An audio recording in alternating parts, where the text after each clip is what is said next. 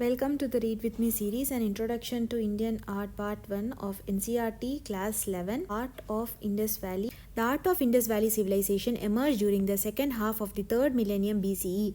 The forms of art found from various sites of the civilization include sculpture, seals, pottery, gold jewelry, terracotta figures, etc. The artists of that time surely had fine artistic sensibilities and a vivid imagination. Their delineation of human and animal figures was highly realistic in nature, since anatomical details included in them was unique, and in the case of terracotta art the modeling of animal figures was done in an extremely careful manner. The two major sites of the Indus Valley civilization along the Indus River, the cities of Harappa in the north and Mohenjo-daro in the south, showcase one of the earliest examples of civic planning. Other markers were houses, markets, storage facility, offices, public bath, etc., arranged in a grid like pattern. There was also a highly developed drainage system. While Harappa and Mohenjo-daro are situated in Pakistan, important sites excavated in India are Lothal and Dholavira in Gujarat, Rakhigarhi in Haryana, Ropar in Punjab, Kalibangan and Balatal in Rajasthan, etc. Statues, whether in stone, bronze, or terracotta, found in Harappan sites are not abundant but refined. The figure shows the bust of a bearded priest. Stone statues. The stone statuaries found at Harappa and Mohenjo-daro are excellent examples of handling three-dimensional volumes. In stone are two male figures. One is a torso in red sandstone and the other is a bust of a bearded man in steatite, which are extensively discussed. The figure of the bearded man, interrupted as a priest, is draped in a shawl coming under the right arm and covering with the left shoulder. This shawl is decorated with a trefoil pattern. The eyes are a little elongated and half closed as in meditative concentration. The nose is well formed and of medium size. The mouth is of average size with a close cut moustache and short beard and whiskers. The ears resemble double shells with a hole in the middle. The hair is parted in middle and a plain woven fillet is passed around the head. An armlet is worn on the right hand and holes around the neck suggest a necklace. Bronze casting. Bronze casting techniques of the same nature are practiced even now in many parts of the country, having a continuous tradition. The art of bronze casting was practiced on a wide scale by Harappan. The bronze statues were made using the lost wax technique, in which the wax figures were first covered with a coating of clay and allowed to dry. Then the wax was heated and the molten wax was drained out through a tiny hole made in the clay cover. The hollow mold thus created was filled with the molten metal, which took the original shape of the object. Once the metal cooled, the clay cover was completely removed. In bronze, we find human as well as animal figure. The best example of the former being the statue of a girl popularly titled Dancing Girl. Amongst the animal figures in the bronze, the buffalo with its uplifted head, back and sweeping horns, and the goat are of artistic merit. Bronze casting was popular at all the major centers of the Indus Valley civilization. The copper dog and bird of Lothal and the bronze figure of a bull from Kalibangan are in no way inferior to the human figures of copper and bronze from Harappa and Mohenjo-daro. Metal casting appears to be a continuous tradition. The late Harappan and Chalcolithic sites like Daimabad and Maharashtra yielded excellent examples of metal cast sculptures. They mainly consist of human and animal figures. It shows how the tradition of figure sculpture continued down the ages. Terracotta. The Indus Valley people made terracotta images also, but compared to the stone and bronze statues, the terracotta representations of human form are crude in the Indus Valley. They are more realistic in Gujarat sites and Kalibangan. The most important among the Indus figure are those representing the mother goddess. In terracotta, we also find a few figurines of bearded males with coiled hair, their postures rigidly upright, legs slightly apart, and the arms parallel to the sides of the body. The repetition of this figure in exactly the same position would suggest that he was a deity. A terracotta mask of horned deity was also been found. Toy carts with wheels, whistles, rattles, birds and animals, gamesmen and disc were also rendered in terracotta. Seals. Archaeologists have discovered thousands of seals, usually made of steatite and occasionally of agate, chert, copper, faience, and terracotta. with the beautiful figures of animals such as unicorn, bull, rhinoceros, tiger, elephant, bison, goat, buffalo, etc. The realistic rendering of these animals in various moods is remarkable. The purpose of producing seals was mainly commercial. It appears that the seals were also used as amulets, carried on the persons of their owners, perhaps as modern day identity cards. The standard Harappan seal was a square plaque 2 cross 2 square inches, usually made from the soft river stone steatite. Every seal is engraved in a pictographic script which is yet to be deciphered.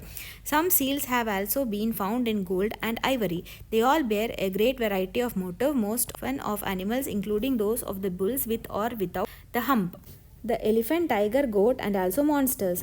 Sometimes trees or human figures were also depicted. The most remarkable seal is the one depicted with a figure in the center and animal around. This seal is generally identified as the Pashupati seal by some scholars, whereas some identify it as a male deity. This seal depicts a human figure seated cross-legged. An elephant and a tiger are depicted to the right side of the seated figure, while on the left a rhinoceros and a buffalo are seen.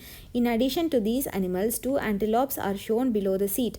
Seals such as these date from between 2500 and 1500 BCE and were found in considerable numbers in sites such as the ancient city of Mohenjo-daro in the Indus Valley. Figures and animals are carved in intaglio on their surfaces. Square or rectangular copper tablets with an animal or a human figure on one side and an inscription on the other, or an inscription on both sides, have also been found. These figures and signs are carefully cut with a burin. These copper tablets appear to have been amulets. Unlike inscriptions on seals, which vary in each case, inscriptions on the copper tablets seem to be associated with the animal portrait on them. Pottery. A large quantity of pottery excavated from the sites enable us to understand the gradual evolution of various design motif as employed in different shapes and styles. The Indus Valley pottery consists chiefly of very fine wheel made ware, very few being handmade. Plain pottery is more common than painted ware. Plain pottery is generally of red clay with or without a fine red or grey slip. It includes knobbed ware ornamented with rows of knobs. The black painted ware has a fine coating of red slip on which geometric and animal designs are executed in glossy black paint. Polychrome pottery is rare and mainly comprises small vases decorated with geometric patterns in red, black, and green, rarely white and yellow. Incised ware is also rare, and the incised decoration was confined to the bases of the pans, always inside, and to the dishes of offering stands. Perforated pottery includes a large hole at the bottom and small holes all over the wall, and was probably used for straining liquor. Pottery for household purposes is found in as many shapes and sizes as could be conceived of for daily practical use. Straight and angular shapes are an exception, while graceful curves are the rule. Miniature vessels, mostly less than half an inch in height, are particularly so marvelously crafted as to evoke admiration. Beads and ornaments. The Harappan men and women decorated themselves with a large variety of ornaments produced from every conceivable material, ranging from precious metals and gemstones to bone and baked clay. While necklaces, fillets, armlets, and finger rings were commonly worn by both sexes, women wore girdles, earrings, and anklets. Hoards of jewelry found at Mohenjo-daro and Lothal include necklaces of gold and semi-precious stones, copper bracelets and beads, gold earrings and head ornaments, fans, pendants and buttons, and beads of steatite and gemstones. All ornaments are well crafted. It may be noted that a cemetery have been found at Farmana in Haryana, where dead bodies were buried with ornaments. The bead industry seems to have been well developed, as evident from the factories discovered at Chanudaro and Lothal. Beads were made of cornelian, amethyst, jasper, crystal quartz, steatite, turquoise, lapis lazuli, etc. Metals like copper, bronze, and gold, and shell, faience, and terracotta or burnt clay was also used for manufacturing beads. The beads are in varying shape, disc-shaped, cylindrical, spherical, barrel-shaped, and segmented. Some beads were made of two or more stones cemented together, some of the stone with a gold cover. Some were decorated by incising or painting, and some had designs etched onto them.